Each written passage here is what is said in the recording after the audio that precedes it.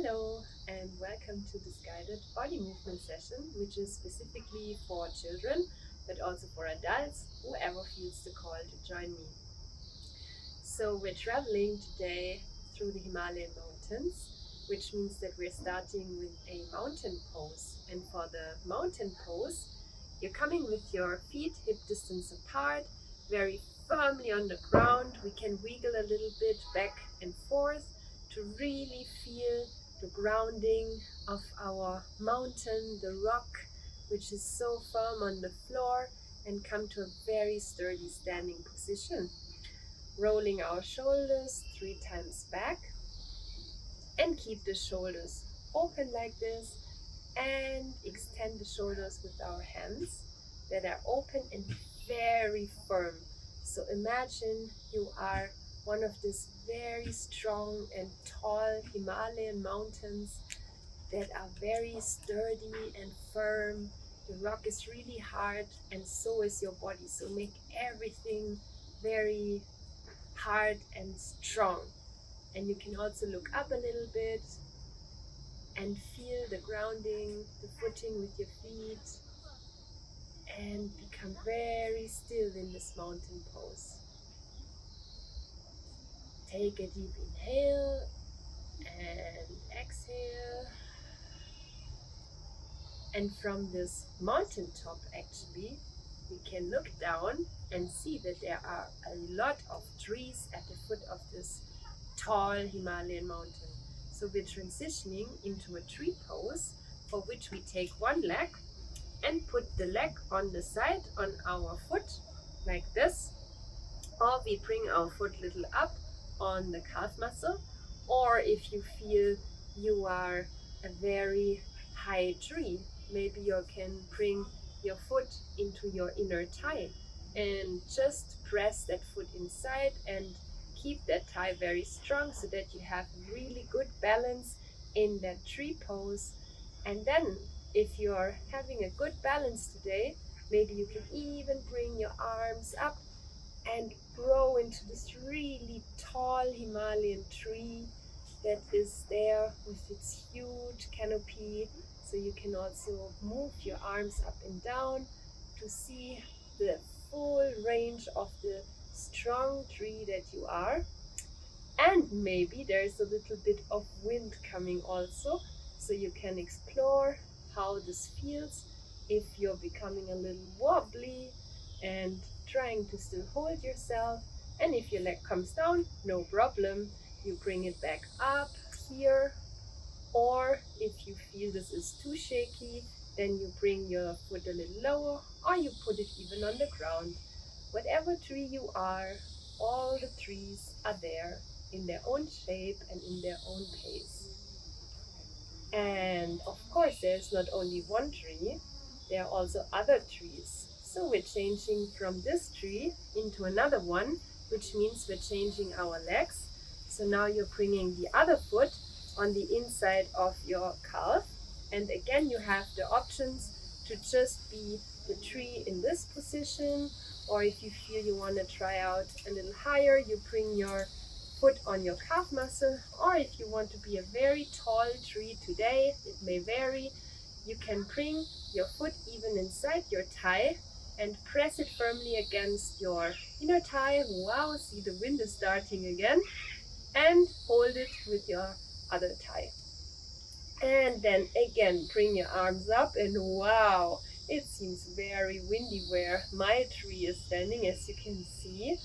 I am shaking a lot and trying to keep the balance. So see for yourself what feels good. The tree doesn't need to be straight. The tree can bend into all directions. That's very natural. Every tree is unique and individual. So find your own way how your tree pose is happening today. And come down. From that tree, actually, we are having on one of the branches a pigeon. So we're transitioning from the tree into the pigeon, which means we're bringing our arms down on the ground, our feet back, and one leg is in front. So So you're bringing just one leg in front with the knee pointing into the direction of your face, and you're pulling your toes a little bit in, and the leg that is behind, you try to keep that straight, and that is your pigeon pose. Hands are firmly on the ground next to the knee in the front, and then you're just sitting there, and as a curious pigeon, we're looking around, checking out the air for other birds. We're also looking down on the ground. What is there? Who is next to us on the tree maybe? Oh, and indeed, there's another pigeon. So let's change our legs and come into another pigeon. For this, you bring this leg back, and then you bring back the other leg. So again, the knee is in the direction of your face, and the other leg that is behind, you keep that straight, and then you bring your hands again in the extension of the knee and just sit here and be again a pigeon. A curious pigeon that looks around what is happening, what is there. And the pigeon looks down to the ground into the grass, and what does it see there? There is a cobra. So we're transitioning now from this pigeon into the cobra pose, for which we are just taking this leg back and then come down on our hip, on our belly, on our legs down to the ground, and we're keeping our arms next to the shoulder and start with the mini cobra.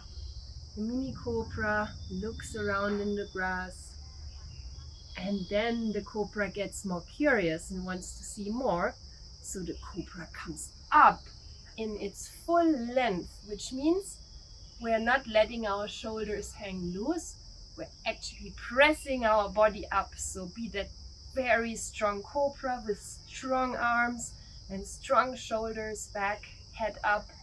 And again, we're looking around. The cobra looks from side to side, even behind. Okay, what's on the other side behind? Oh, and from far, the cobra can actually see a stretching dog.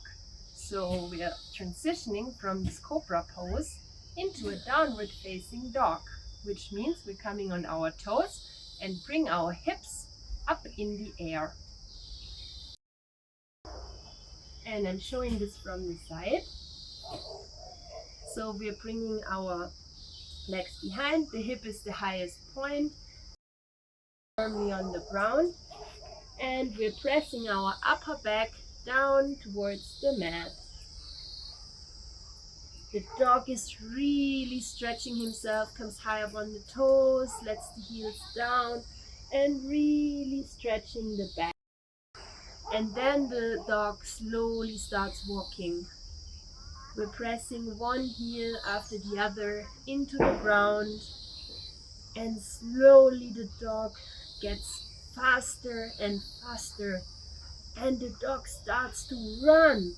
So we're moving our legs really, really fast. The heels are pressing down to the ground really, really, really fast. Walk, walk, walk, walk, walk, run. And then the dog is slowing down, gets slower and slower and slower.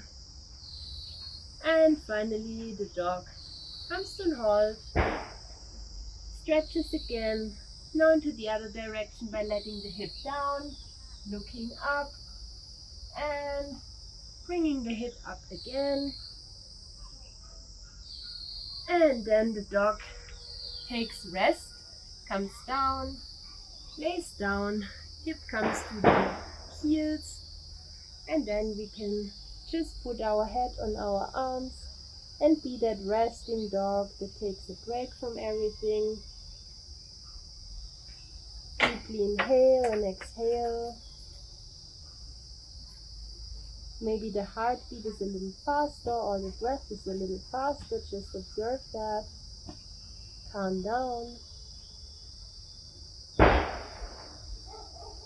And from that dog position, we slowly rise up into our last position, which is the lotus flower. And the lotus flower is basically a seat where we are bringing one foot on top into the hip flexor. And if you're very flexible, you can bring both your legs up like this into the full lotus position, and then just stay here and just breathe and relax, imagining you are this beautiful lotus flower that sits still and just rests after that journey from the Himalayan mountain, becoming a tree, transitioning into a pigeon, from the pigeon into a cobra, from the cobra into a dog, and finally sitting still in the lotus position. I hope you enjoyed that journey, and see you hopefully again.